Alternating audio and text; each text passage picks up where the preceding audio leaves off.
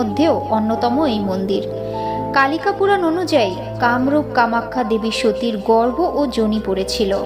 শোনা যায় মন্দিরে 4টি গর্ভগৃহ রয়েছে, আর তার মধ্যে গর্ভগৃহায় আজও রয়েছে দেবী সতীর গর্ভ। তন্ত্র আর জাদুবিদ্যায় পরিপূর্ণ রহস্যে ঘেরা কামরূপ কামাখ্যা।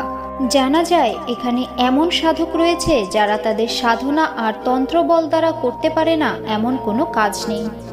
জনশ্রুতি আছে এই সব তন্ত্রস্থলে একসময় কেউ গেলে তারা আর ফিরে আসতো না।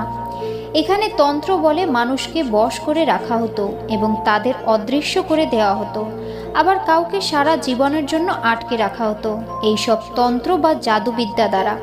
তবে এখানে এমনও সাধক রয়েছে যারা তন্ত্র বলে বা দেবীর কৃপায় মানুষের মঙ্গল সাধন করেন।